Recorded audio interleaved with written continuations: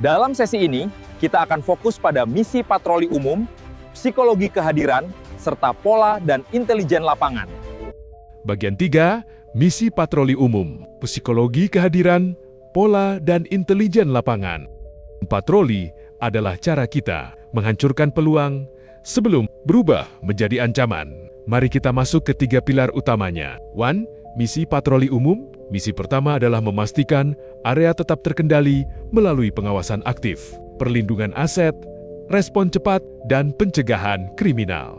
Bayangkan situasi ini. Pukul 20.45 malam di lantai operasional. Mayoritas karyawan sudah pulang. Saat patroli, petugas melihat satu orang masih duduk di area kerja terbuka, menggunakan jaket, kepala tertunduk, layar monitor menyala, sekilas terlihat normal. Namun petugas menyadari satu hal, kartu tanda pengenal orang tersebut tidak terlihat, tergantung seperti biasanya. Petugas mendekat dengan pendekatan profesional. Setelah diverifikasi, ternyata yang bersangkutan adalah mantan vendor yang kartunya belum dinonaktifkan di sistem. Inilah fungsi deteksi dini. Tidak ada pencurian, tidak ada sabotase, namun potensi akses ilegal berhasil dihentikan sebelum terjadi. Itulah pengawasan area yang sesungguhnya.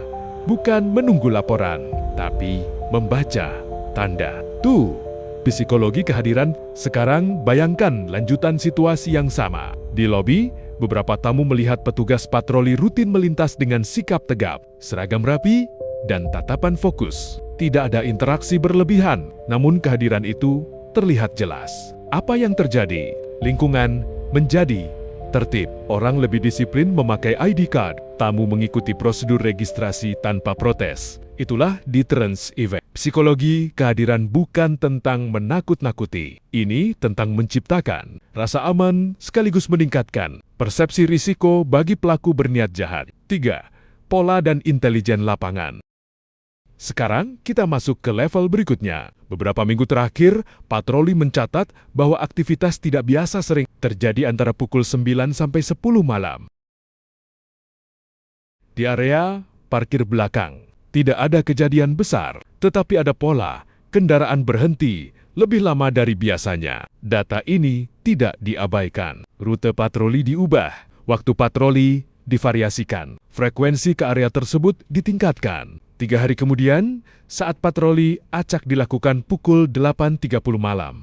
Ditemukan 2 orang mencoba membuka kendaraan dengan cara mencurigakan. Karena pola sudah dianalisis sebelumnya, respon menjadi cepat dan terarah. Inilah intelijen lapangan. Patroli tidak lagi hanya berjalan. Patroli membaca tren. Patroli mengumpulkan data. Patroli menyesuaikan strategi. Ketika bagian 1 dijalankan dengan disiplin, bagian 2 menciptakan efek psikologis, dan bagian 3 memperkuat dengan analisis pola. Maka patroli berubah dari aktivitas rutin menjadi sistem pertahanan aktif.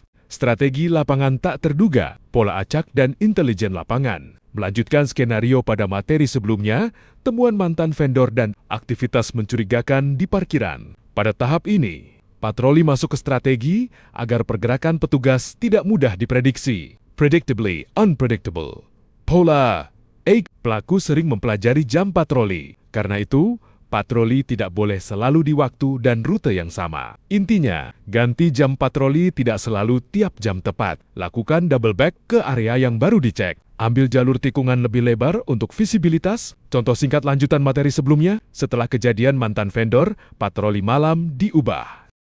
Intelijen baseline, hafal lapangan. Petugas harus tahu kondisi normal area, siapa yang biasa ada, suara apa yang biasa terdengar, dan aktivitas apa yang wajar. Intinya, hafalkan situasi normal harian, kenali gangguan kecil spotting disruption, investigasi hal yang tidak biasa. Intelijen lapangan membantu petugas mendeteksi ancaman sebelum terjadi. Patroli Part 3, misi menjadi bayangan. Metode 4D telah dibahas pada Patroli Part 2. Pada bagian ini kita fokus pada teknik observasi lapangan yang menjadi penentu kualitas patroli. Stop. Look, listen, analyze. Stop berarti berhenti sejenak di titik strategis agar situasi dapat diamati dengan maksimal. Ketika petugas tidak terus bergerak, lingkungan menjadi lebih terbaca. Look berarti melihat sekeliling secara menyeluruh dan memperhatikan perubahan kecil dari kondisi normal seperti posisi kendaraan, akses terbuka, atau aktivitas yang tidak biasa. Listen berarti mengenali suara lingkungan dan menangkap bunyi yang tidak seharusnya ada pada jam tertentu. Analyze berarti menghubungkan semua temuan tersebut untuk menentukan apakah itu kebetulan atau potensi ancaman. Sekian materi patroli Part 3. Semoga rekan-rekan dapat menarik kesimpulan pentingnya patroli bagi petugas Satpam. Sampaikan pendapat Anda di kolom komentar.